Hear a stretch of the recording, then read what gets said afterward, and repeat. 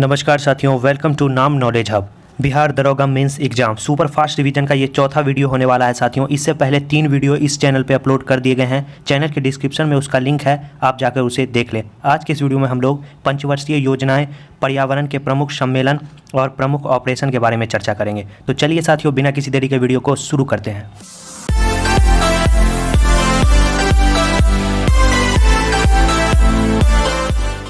भारत की पंचवर्षीय योजनाएं, सबसे पहले देखेंगे साथियों प्रथम पंचवर्षीय योजना। इसका जो कार्यकाल था ये 1951 से लेकर 1956 के बीच रहा और इस समय साथियों याद रखना है आपको, प्रधानमंत्री जवाहरलाल नेहरू थे। याद रखना है आपको, जवाहरलाल नेहरू जो है इस समय प्रधानमंत्री थे। और ये जो पंचवर्षीय योजना है ये हेराल्ड डोमर मॉडल पर आधारित था। याद रखना है आपको, एग्जाम में पूछता है कि पहली पंचवर्षीय योजना किस मॉडल पर आधारित है, तो याद रखना है हेराल्ड डोमर मॉडल। और इसमें जो साथियों प्राथमिकता थी वो कृषि, विद्युत और सिंचाई को दी गई थी। याद रखना है कृषि, विद्युत और सिंचाई। और इसमें साथियों याद रखना है विकास दर जो था वो 3.6% था। याद रखना है 3.6% जो है विकास दर था। इस पंचवर्षीय योजना में ही दामोदर घाटी परियोजना, भाखड़ा नांगल परियोजना, हीराकुंड परियोजना की शुरुआत हुई थी। और 1991 में याद रखना है 1951 में झारखंड के सिंदरी में उर्वरक उद्योग की स्थापना की गई थी पहली पंचवर्षीय योजना में। तो कभी कभी आपके एग्जाम में पूछ देता है कि सिंदरी में जो है उर्वरक उद्योग की स्थापना कब की गई थी, तो याद रखना है 1951 में। तो ये थे साथियों प्रथम पंचवर्षीय योजना। सुपर फास्ट रिवीजन है साथियों, कम से कम समय में साथियों आपको इस टॉपिक को कवर कराया जाएगा।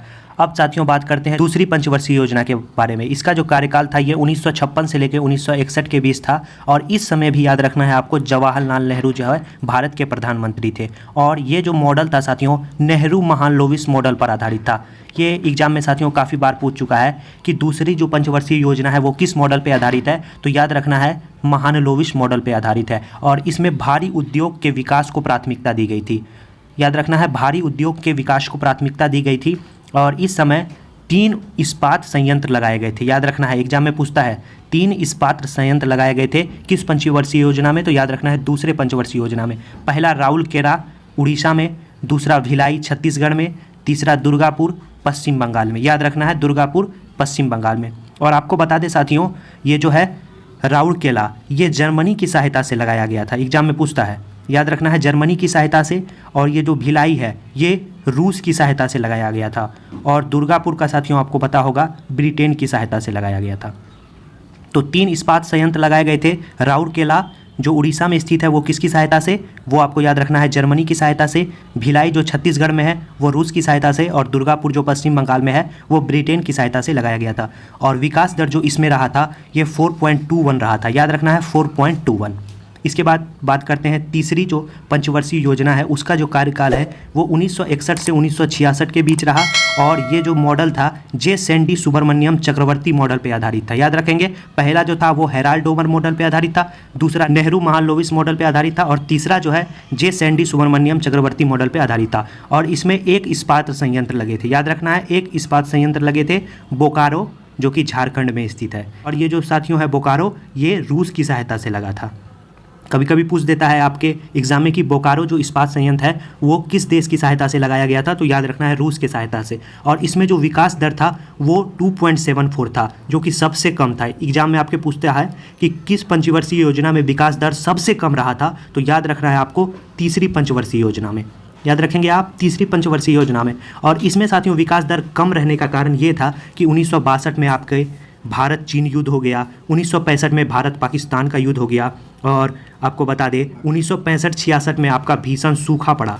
इस कारण साथियों इसका जो विकास दर है वो पूरा धीमा चले गया। और आपको बता देते हैं इसी जो आपको तीसरी पंचवर्षीय योजना है इसमें भारतीय खाद्य निगम जिसे FCI कहते हैं इसकी स्थापना हुई थी। याद रखना है आपको कब हुई थी, 1965। एग्जाम में आपके पूछेगा FCI की स्थापना कब हुई थी और किस पंचवर्षीय योजना में हुई थी, तो आपको बताना है 1965 में हुई थी तीसरी पंचवर्षीय योजना में। और याद रखना है साथियों इसी समय आपको हरित क्रांति की भी शुरुआत हुई थी 1966-67 में। याद रखना है पूछेगा सीधा एग्जाम में कि किस पंचवर्षीय योजना में हरित क्रांति की शुरुआत हुई थी, तो आपको याद रखना है 1966-67 में हुई थी तीसरी पंचवर्षीय योजना में। तो ये थे साथियों महत्वपूर्ण जो है आपका तीसरी पंचवर्षीय योजना से संबंधित तथ्य। इसके बाद साथियों 3 साल का जो है आपको योजना अवकाश घोषित किया गया। याद रखेंगे 3 साल का योजना अवकाश घोषित किया गया। और इस समय साथियों इसीलिए घोषित किया गया, देश की आर्थिक स्थिति खराब होने के कारण पंचवर्षीय योजना का निर्माण नहीं किया गया, इसीलिए साथियों इसे योजना अवकाश भी कहा जाता है। तो याद रखेंगे 1966 से लेकर 1969 तक। अब बात करते हैं चौथी पंचवर्षीय योजना के बारे में। इसका जो कार्यकाल था ये 1969 से लेकर 1974 के बीच रहा और ये अशोक रुद्र एलन मॉडल पर आधारित है। याद रखना है, अशोक रुद्र एलन मॉडल। अब साथियों बात करें, ये यहाँ गलत से टाइप हो गया है। इसमें साथियों आपको बता दें कि इस पंचवर्षीय योजना के दौरान 1969 में, याद रखें, इंदिरा गांधी का तभी जो है सरकार था। इस समय जो प्रधानमंत्री थी वो इंदिरा गांधी थी। और 1969 में इसी के समय 14 बैंकों का राष्ट्रीयकरण हुआ है। याद रखना है आपको कि एग्जाम में आपके पूछेगा कि किस पंचवर्षीय योजना के तहत जो है आपका 14 बैंकों का राष्ट्रीयकरण किया गया, तो याद रखना है चौथी पंचवर्षीय योजना के तहत। इसी समय याद रखना है साथियों 1974 में परमाणु परीक्षण हुआ आपका, कहाँ? पोखरण में। याद रखना है परमाणु परीक्षण कहाँ हुआ? 1974 में पोखरण में। और इस समय जो विकास दर थी वो थी 3.2%। याद रखना है विकास दर 3.2%। और आपको बता दें साथियों कि इसी समय जो है आपका विशाखापत्तनम में लौह इस्पात केंद्र की भी स्थापना की गई थी। याद रखना है आपको लौह इस्पात केंद्र। एक बात साथियों आपको हम बता दें कि कहीं कहीं जो है आपको अशोक रुद्र एलन मॉडल नहीं देके गॉडगिल मॉडल दिया रहता है। याद रखना है गॉडगिल। तो याद रखना है चौथी पंचवर्षीय योजना गॉडगिल मॉडल पे भी आधारित थी। तो याद रखना है आपको। आगे बढ़ते हैं हम लोग और जानते हैं अब पांचवी पंचवर्षीय योजना के बारे में। इसका जो कार्यकाल था ये 1974 से लेकर 1979 के बीच रहा और ये डीपी धर मॉडल पे आधारित था। याद रखेंगे इस समय भी जो भारत की प्रधानमंत्री थी वो इंदिरा गांधी थी। और इस समय साथियों उद्देश्य जो था गरीबी उन्मूलन का था और आपको कृषि में आत्मनिर्भरता का था। और 1975 में याद रखेंगे VVI क्वेश्चन है, TPP मॉडल से गरीबी हटाओ अभियान लाया गया था। याद रखेंगे TPP मॉडल। TPP का फुल फॉर्म साथियों आपको बता देते हैं क्या होता है, 20 पॉइंट प्रोग्राम। याद रखना है 20 TWENTY 20 पॉइंट प्रोग्राम। तो आपके एग्जाम में साथियों पूछता है कि 1975 में TPP गरीबी हटाओ अभियान जो लाया गया था वो किस पंचवर्षीय योजना के दौरान लाया गया था, तो आपको याद रखना है पांचवी पंचवर्षीय योजना के तहत। तो याद रखना है गरीबी हटाओ। ये योजना साथियों याद रखना है आपको 4 साल चली थी। याद रखना है आपको 4 साल चली थी क्योंकि जनता पार्टी का जो है आपको शासन आ गया था, तो ये योजना जो है साथियों आपका 4 साल ही चल पाई थी। और आपको बता दें कि 1979-80 में जो है आपका जनता पार्टी की सरकार मोरारजी देसाई ने जो है उसके बाद अनवरत योजना चलाया था।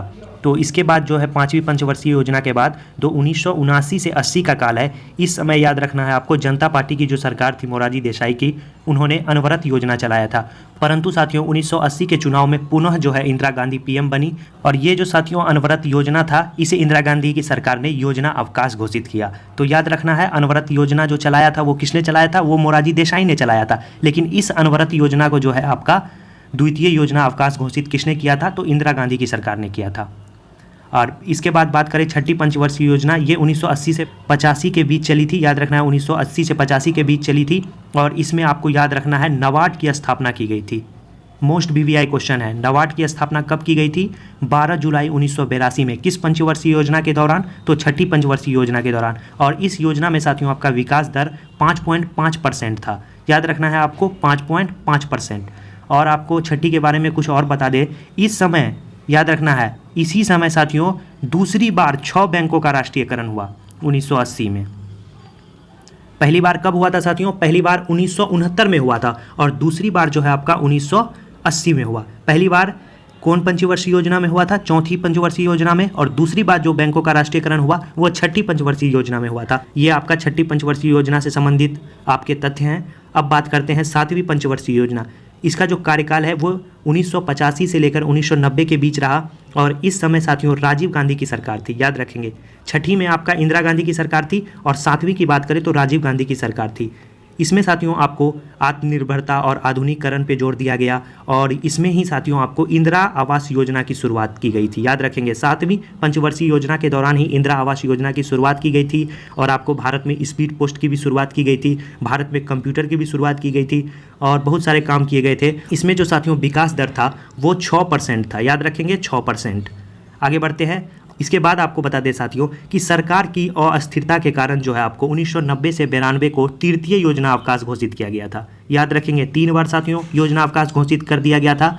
एक बार कब से कब तक किया गया था? वो साथियों आपका किया गया था। पहली जो बार किया गया था 1966 से लेकर 1969 के बीच किया गया था, दूसरी बार 1979 से 80 के बीच में किया गया था और तीसरी बार 1990 से 92 के बीच में किया गया था। तो आपको पूछा जाता है एग्जाम में कि पंचवर्षीय योजना के दौरान कितनी बार योजना अवकाश दिए गए थे, तो याद रखना है 3 बार। आगे बढ़ते हैं और जानते हैं 8वीं पंचवर्षीय योजना के बारे में। तो इसका जो कार्यकाल था वो 1992 से लेकर 1997 के बीच था। ये साथियों आपको इसमें जो प्रधानमंत्री थे वो थे पीवी नरसिम्हा राव, याद रखेंगे पीवी नरसिम्हा राव। और इसका जो उद्देश्य था वो आपको बता देते हैं। मानव संसाधन का विकास करना था, रोजगार का सृजन करना था, जनसंख्या को नियंत्रण करना था और इसी के दौरान साथियों आपको याद रखना है वैश्वीकरण, निजीकरण और उदारीकरण की शुरुआत हुई। तो आपके एग्जाम में पूछता है कि किस पंचवर्षीय योजना के दौरान जो है आपका वैश्वीकरण, उदारीकरण और निजीकरण की शुरुआत हुई थी, तो याद रखना है 8वीं पंचवर्षीय योजना के दौरान। और इसी के दौरान साथियों आपको बता दें कि पल्स पोलियो जो अभियान जो अभी चलता है वो इसी पंचवर्षीय योजना के दौरान शुरू हुई थी। कब? 1997 ईस्वी में। आपके एग्जाम में पूछेगा साथियों किस पंचवर्षीय योजना के दौरान पल्स पोलियो अभियान की शुरुआत की गई थी, तो आपको याद रखना है 8वीं पंचवर्षीय योजना के दौरान। और इसी समय साथियों वृद्धा पेंशन की भी शुरुआत की गई थी। कब? 1995 में। और आपको बता दें इस समय जो वित्त मंत्री थे वो आपको डॉक्टर मनमोहन सिंह थे। याद रखना है आपको, मोस्ट VVI क्वेश्चन है, डॉक्टर मनमोहन सिंह। और इस समय जो विकास दर था वो 6.6% था। याद रखना है 6.6%। साथियों वीडियो कैसी लग रही है? वीडियो अच्छी लग रही है वीडियो को लाइक कर दे, चैनल को सब्सक्राइब करना बिल्कुल ही नहीं भूलना है साथियों। आगे बढ़ते हैं और जानते हैं 9वीं पंचवर्षीय योजना के बारे में। तो इसका जो कालखंड है वो 1997 से लेकर 2002 के बीच में रहा और इसी समय याद रखना है साथियों दूसरा परमाणु परीक्षण किया गया। पहला साथियों कब किया गया था? तो पहला जो है साथियों वो चौथी पंचवर्षीय योजना के दौरान 1974 में किया गया था। दूसरा कब किया जा रहा है? वो साथियों 11 मई 1998 के दौरान 9वीं पंचवर्षीय योजना में किया जा रहा है। और इसी साथियों पंचवर्षीय योजना के दौरान एक महत्वपूर्ण जो घटना घटी थी वो आपको बता दें। इसी के दौरान जो है आपको 26 जनवरी 2001 में गुजरात के भुज में भूकंप से हजारों लोगों की मृत्यु हुई थी। याद रखना है, यह आपके एग्जाम में पूछेगा कि आपको कि गुजरात के भुज में भूकंप कब आया था, तो याद रखना है 26 जनवरी 2001। काफ़ी महत्वपूर्ण क्वेश्चन था, तो सोचे साथियों आपको बता दें। इसके बाद आपको हम बता देते हैं इस समय जो विकास दर था वो 5.4% था। याद रखें ये साथियों सुपर फास्ट रिवीजन है, इसीलिए मेन में जो पॉइंट है वो साथियों आपको कवर किए। इसका डिटेल भी वीडियो आएगा साथियों, उसमें एक एक टॉपिक को अच्छी तरह से समझाया जाएगा। लेकिन अभी आपके पास सिर्फ और सिर्फ रिवीजन करने का समय है, तो ये साथियों रिवीजन सीरीज है। इसके बाद बता दें 10वीं पंचवर्षीय योजना जो 2002 से लेकर 2007 के बीच चली और इस समय साथियों नरेगा लागू किया गया। और आपको बता दें कब लागू हुआ, ये 2 फरवरी 2006 को लागू हुआ। याद रखना है 2 फरवरी 2006। और इसका जो मॉडल था ये योजना आयोग के मॉडल पर आधारित था। इसमें साथियों जो विकास दर था वो आपको याद रखना है 7.6%। याद रखना है 7.6%। 12वीं पंचवर्षीय योजना, इस समय साथियों प्रधानमंत्री आपको पता होगा मनमोहन सिंह थे और इसका जो उद्देश्य था वो समावेशी विकास था। एक बात आपको साथियों हम फिर से बता देते हैं आपको कि सबसे कम जो विकास दर था वो आपका याद रखना है 3री पंचवर्षीय योजना के दौरान था। 3री पंचवर्षीय योजना। और सबसे ज़्यादा जो सर्वाधिक विकास दर था वो दर्ज किया गया था 11वीं पंचवर्षीय योजना के दौरान। ये साथियों 2 पॉइंट जो है आप पूरी तरह से याद रखेंगे।